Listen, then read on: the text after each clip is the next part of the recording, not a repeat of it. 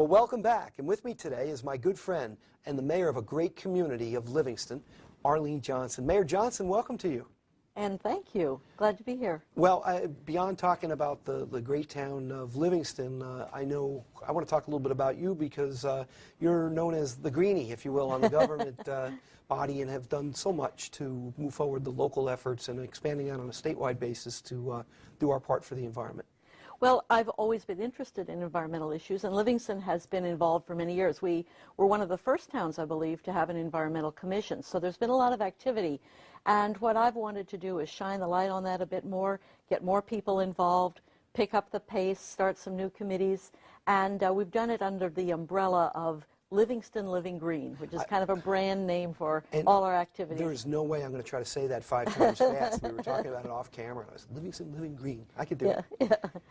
So tell me about some of the local efforts, because when it comes to it, it reminds me of the story with taking the clamshell when there's a million of them and throwing it into the water. What's it going to mean? And it means something to that particular clam, right? And if we all do something, act locally and think globally, it will make a difference. We've been doing a lot in Livingston in the area of ordinances, tree planting, energy saving, water conservation, recycling,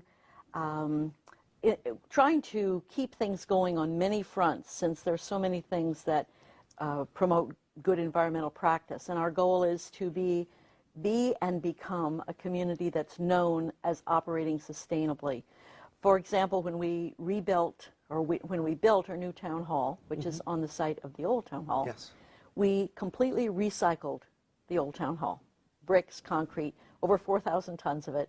Got a little money for it, but mostly made sure it didn't go into landfill. That's just, again, these are little things, but they all add up and accumulate, and it sends a great signal to the citizens also that this is the example that we're setting. I have another great example, I think, that shows what happens when your township manager really gets behind the effort, and our township manager, Michelle Mead, is very environmentally aware, and she's made it the business of every department head. They said, this is part of your job. Look for ways to be more sustainable.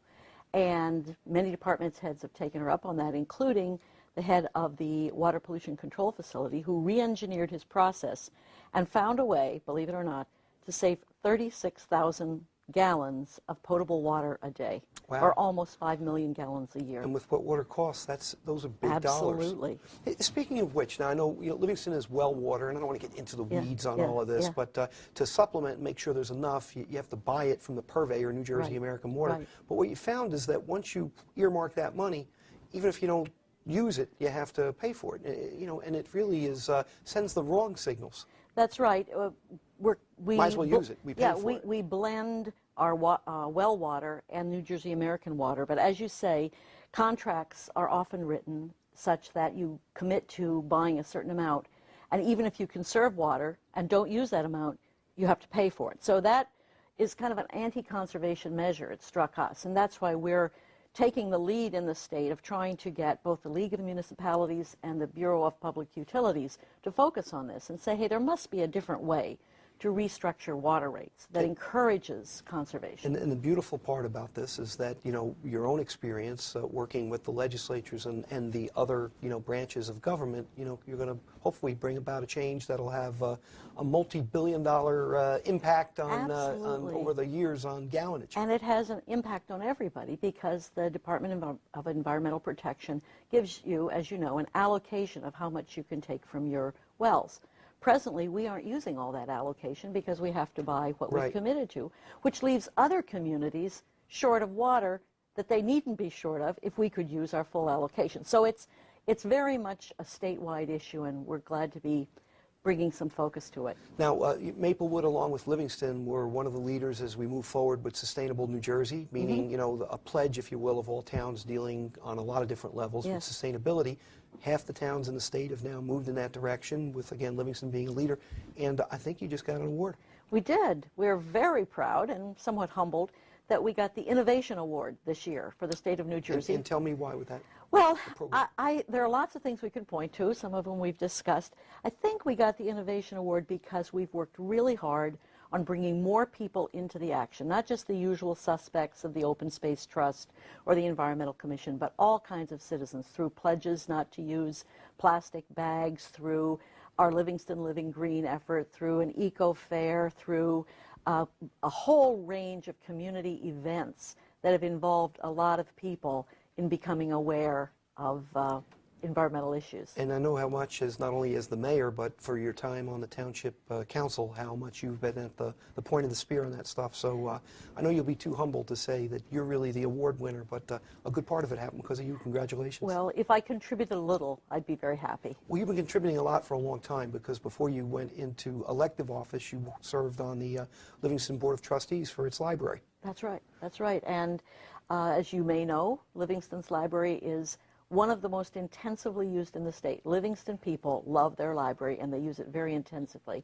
So we were able to, with help from a state grant as well as our own funding, to build a brand new library that is serving the community beautifully. You know, just the changes that have happened since you came to the council from a physical perspective. Mm-hmm. You know, the high school in that beautiful Livingston Circle has expanded. It looks like a college campus. The library is honestly second to none as it relates to the physical beauty, let alone all that goes on inside that we discussed. And now the community town hall will be there for the next 100 years in that form, and the if I call it the downtown area, just all the streetscaping. Yes. It's really been something else. Livingston exciting. Avenue has just come to life with plantings and trees, and as you say, the Oval, which I call the aesthetic and emotional heart of our town, has a brand new look with the high school, the library, and now the town hall. It's a beautiful center. What a nice way to look back on your 4 years as far as leaving something that, you know, is physical and tangible, beside all the nice things you've done for people.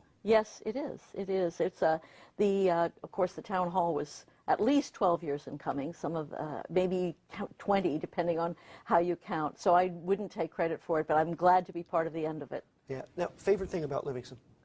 Favorite thing about absolutely the people. This the strong commitment to volunteerism, the participation, the history of involvement, the community pride. And now that that you've contributed, you know, as a volunteer forever in the formal aspect, library, as the mayor and a member of the council, what's next? I certainly want to continue to be involved in the environmental activities, and particularly our green team. We have a lot of great projects underway that I'd still like to keep moving forward.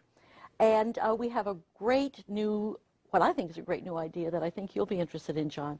We're going to have a, what we're calling it, a Livingston Citizens University, by invitation only, to train about 30 to 50 people who are interested in learning more about town government and how it operates. That's a great idea. And really, the goal is to create informed volunteers, but also to have dialogue across segments of our community about key issues, like what makes a great community, what are the key issues for development in our community, and to do it in the context of information about how municipalities work. Well, I don't know if you'll be the dean or the #1 professor, but I could think nobody better than yourself to make that and facilitate that communication and continue to bring great things to the community that owes you so much. Thank you. I'll certainly be working on it. Well, it's so easy to say no and hard to say yes, and I know you're a yes person, so we're blessed in Essex County and beyond to have you.